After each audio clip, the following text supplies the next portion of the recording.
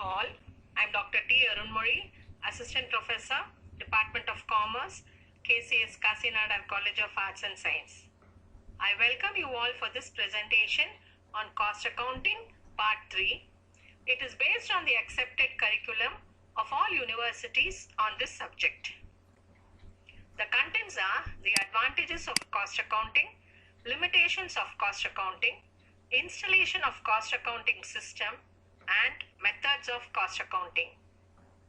Advantages goes with it is profitable and unprofitable activities are disclosed. It enables a concern to measure the efficiency and to maintain and improve it. It provides information upon which estimates and tenders are based.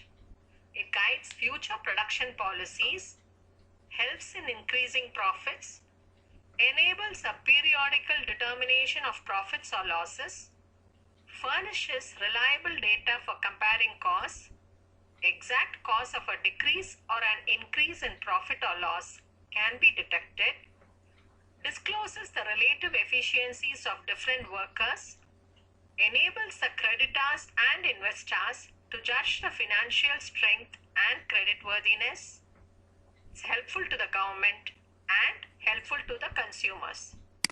The disadvantages or limitations of cost accounting goes as it lacks a uniform procedure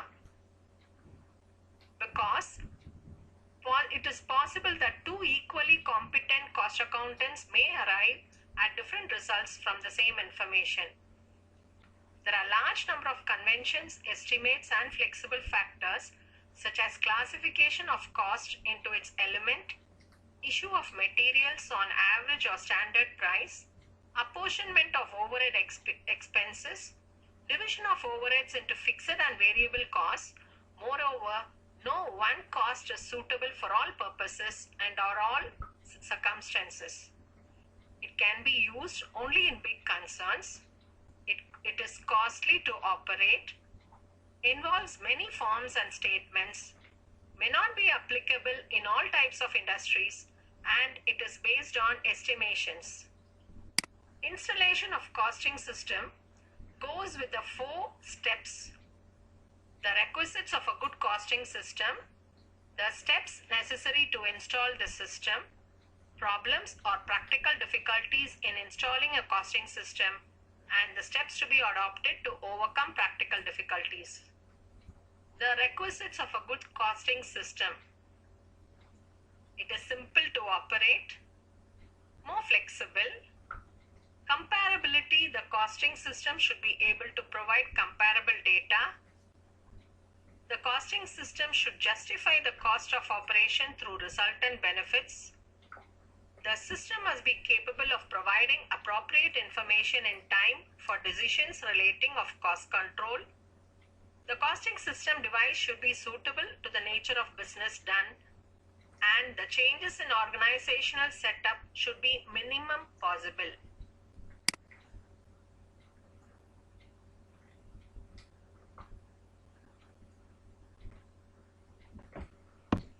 Minimum clerical work, the simplicity of forms and their standardization, effective system to control material and wages goes with the method of pricing material issues should be appropriate to the situation in the firm. The routine prescribed for overheads should lead to proper allocation, apportionment, and absorption of overheads. The reconciliation of cost accounting with financial accounting is to be facilitated to reveal the reasons for difference in profits.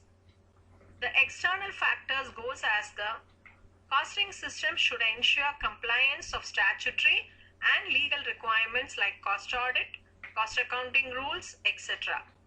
The cost account rules, responsibilities, and duties of the cost accountant should be clearly defined. The step 2 goes with the while installing the costing system, the objectives of the system have to be finalized, like material management, fixing selling prices, etc. The organizational structure of the business determines the scope of authority and responsibility of each individual organization. Type and method of costing. The nature of business decides the type of costing to be introduced. To be decided whether separate set of cost and financial books are to be maintained or an integrated accounting system is to be followed. A detailed study of technical aspects of manufacturing process operations, material control, labor control, wage disbursement, factory layout, etc.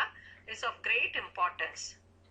The cost accounting system would have to be designed to record and control different elements of costs.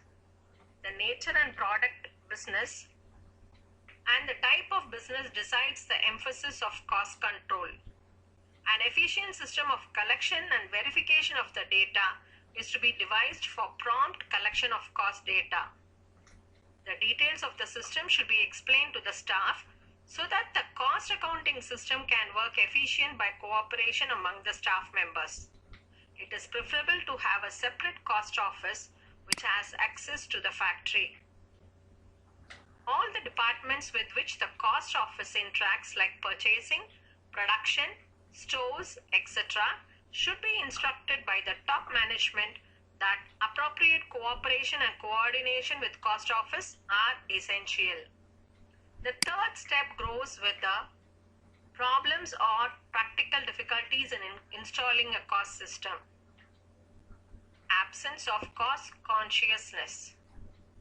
Cost control measures may be adversely affected due to absence of cost consciousness among the employees at all levels. Lack of support from senior executives and top management goes that unless thoroughly convinced in advance, some senior executives and even individual members of top management may not welcome introduction of cost accounting system under the impression that it may reduce their importance and freedom. Suspicion and resistance from workers and employees.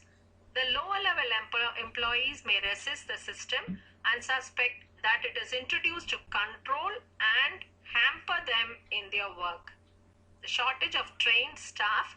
Suitably trained staff may not be readily available in the organization to take care of different aspects and phases of a costing system. The cost of introduction.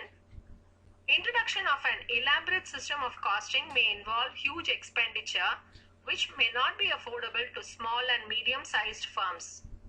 Step 4 goes with to overcome the practical difficulties. The top management support should be ensured before the decisions to introducing a cost system is made. A broad outline of the system is to be explained to all employees concerned to gain their confidence and trust.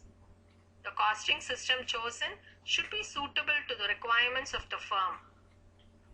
Training to the staff as per the requirements of the system so that it can be implemented smoothly.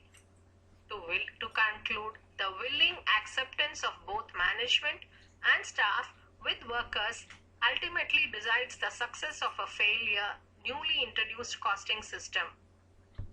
Methods of costing goes with the job costing. It is applicable to an industry where goods are made against individual orders from customers. Contract costing is applied in concerns involved in construction work like laying roads, bridges and buildings, etc.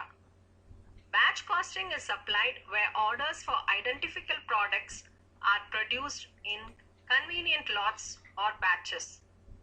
Process costing method of cost ascertainment is used where the input is processed through several distinct processes to be converted into a finished product.